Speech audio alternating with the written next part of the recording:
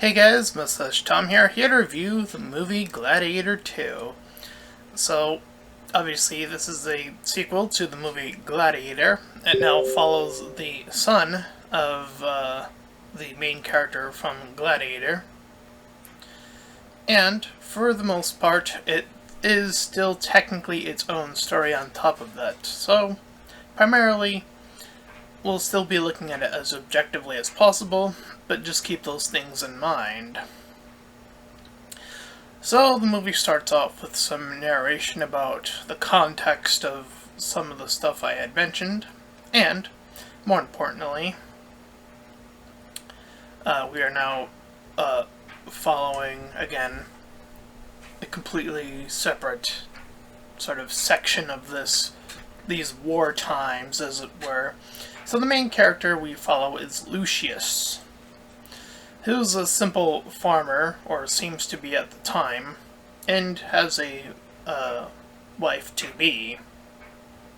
However, their peace and prosperity does not last long as the horns of battle rage out, and ships are moving in on their location, which happens to be the city, I believe they call it the City of Africa.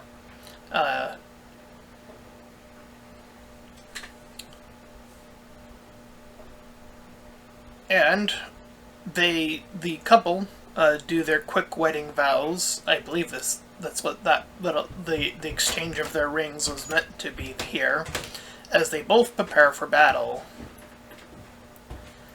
And the inner side of the city tries to fire back via catapults, and people die on both sides. The leader, whose name is Cassius, then proceeds to engage in close quarters combat. And during their infiltration, they kill the wife, who the main character, Lucius, has visions of her being carried off into the river of Styx by the dead. So their town gets successfully invaded. Their bodies are burned under the banister of Rome. And the individuals, including himself, the main character, gets branded as a part of ownership slash to signify that he is a slave among the others captured in this war. He tends to this other injured man as they are moved into Rome, and we get a brief outward, battle encampment from Cassius here, I believe, as the prisoners are eventually placed in, battle in the gladiatorial ring, where they are forced to go against these apes. And after his performance, Macrinius wants to hire on this the primal nature of this individual.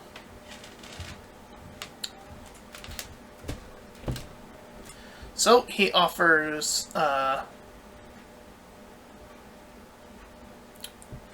Lucius, sorry for the name pause there, but it is a little harder to remember their names, is indeed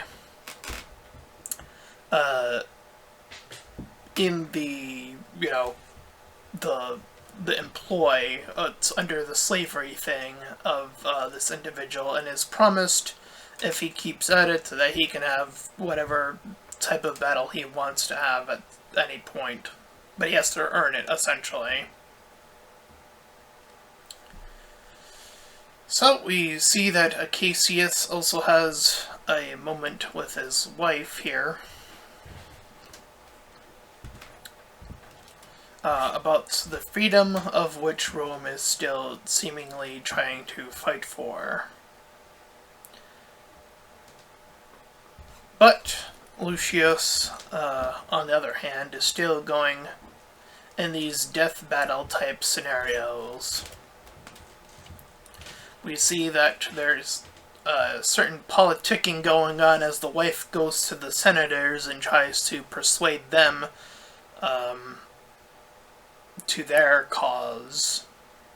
Hers and Acacius, that being. And he wants to bring Rome into an era of freedom. Though, what freedom means with the slaveries among them, I'm not really sure, but here we are.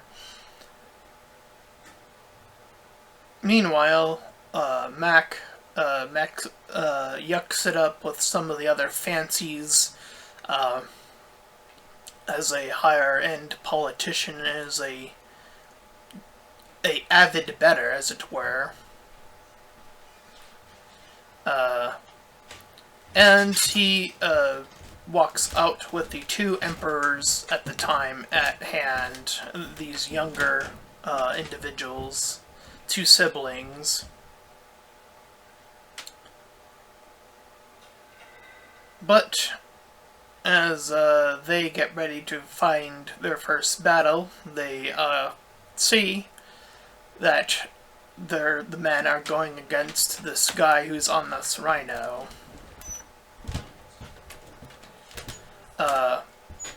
With his strategy of using the dust from the ground, he's able to barely roll out of the way out of a death blow. He still kind of gets hit, but not in a death blow fashion, causing the rider to also simultaneously get junted off here, and proceeds to fight the man one-on-one off of the rhino. It is clear that the Emperor is the one who decides whether or not, through the power of God or whatever, to give them mercy or not mercy, via the hands down or up.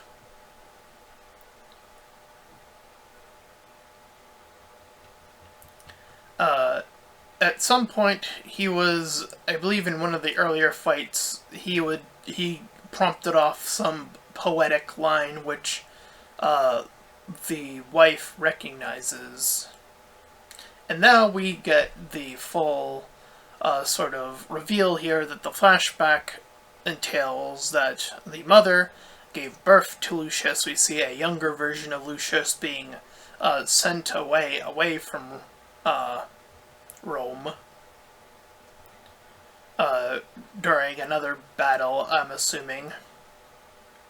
And now he is now returning to Rome via becoming a slave. And that much time has clearly passed as well. So she wants to visit him to inform him. He had gone by a different name, by the name of Halo, from his standpoint, but he does proclaim the name of Lucius later on in the story, regardless, so I'll just keep calling him that for the sake of simplicity. So we see that they are prepping for their next bout via boats. And the doc is like and this doctor character is like helping him out after his last battle. So they had now filled the arena with water, and they go against a rival boat crew. Obviously, they overwhelm the opposing side. And he dares to take a crossbow shot at one of the leaders, but misses. Luckily, the others cover for him.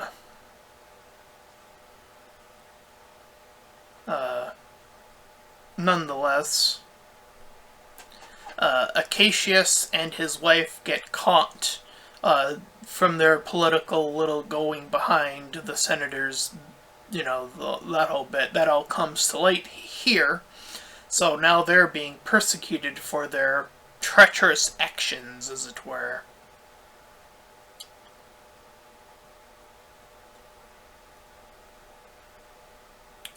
So Lucius does not provide a later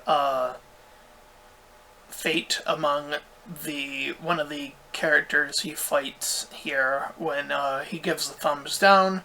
He does not take orders from the from the Emperor here.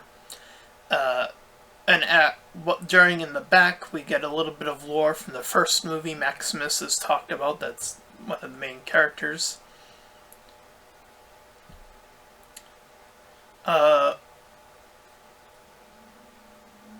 And due to his treacherous nature, Acacius is forced to fight 4 men and kills all of them, his own prior men. And then Lucius is met face to face with his intended rival at one point earlier in the movie. However, it is not by his blade, because he still refuses to do what the Emperor tells him. So, he is shot. Acacius is shot by various archers instead. And the people begin to turn against this clear sign of changes that are occurring. They wanted a good, clean fight regardless of who was who, what was going on, but here we are. So Lucius wants Acacius downed once and for all. And he's doing his own bit where he's getting the younger brother to turn against the older brother, in which he helps get the older one assassinated with the younger brother's hands. And that's considered all-day politicking, by the way. As that's literally what he refers to it as, is politicking. But I digress. So the mom goes to see the son, Lucius, to have one last talk. Meanwhile, Magnesius has the Emperor's head, and he's given a promotion by the younger brother, who is now the solo Emperor left. He reveals to the mother/wife that he was once branded as a slave, and he makes a really interesting little thing about Rome, at least at the time, is that he was a slave and now he's practically in charge of Rome. And he really asks, like, where else in the world can that happen? And yeah, that is definitely something that is,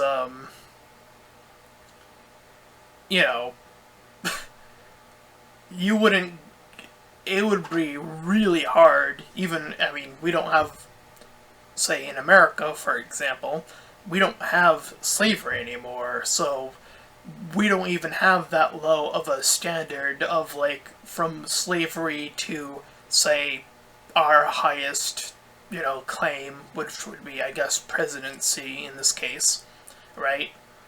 So, clearly, Rome is a little bit more nuts, in terms of the level of hierarchy and what the system would allow to occur back then.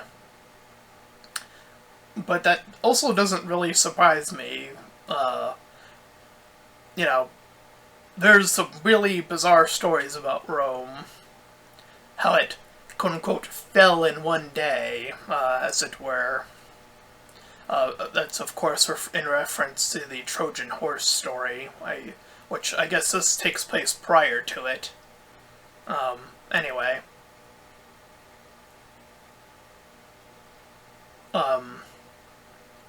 So again, he has his, Magnesius, or however you pronounce his name, is given his promotion. And he wants Rome to fall, by the way. It's sort of his whole shtick. And he thought the best way to do it was by becoming this leader in this fashion.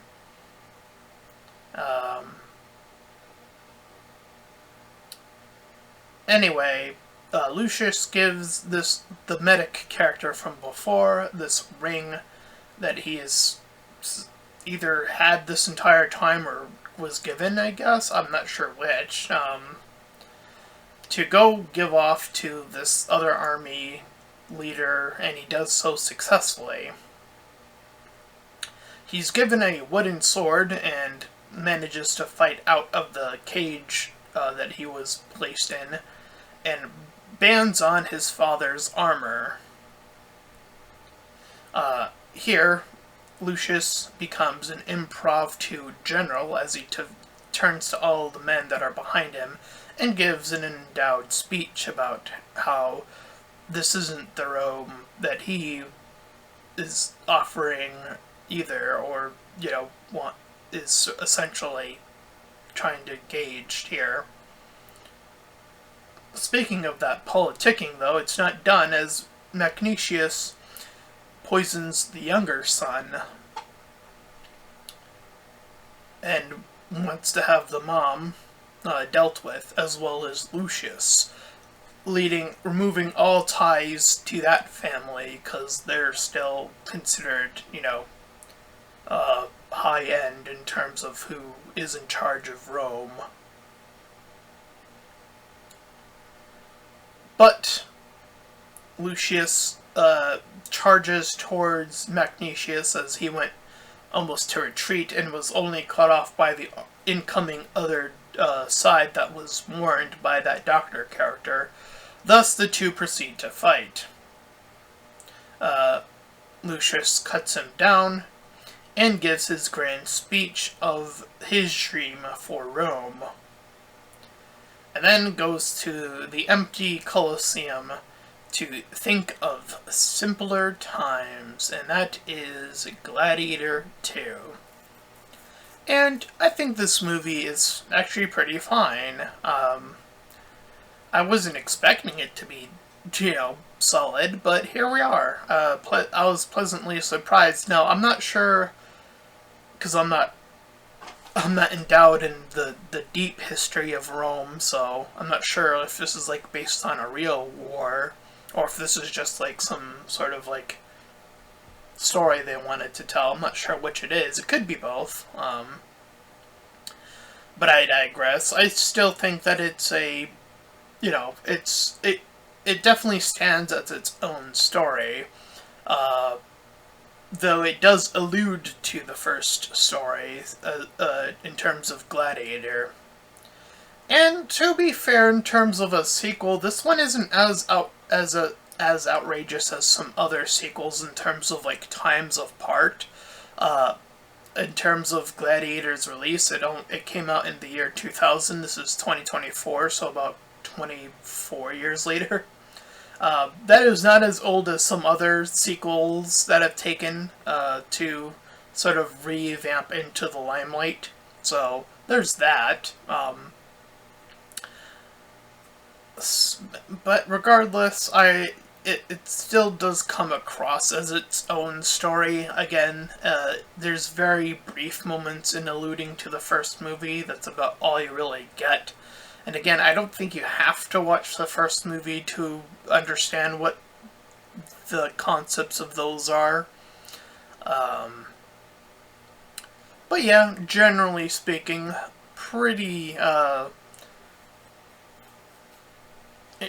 solid movie again, I would say. So I would say, you know what, this is a solid 7 out of 10.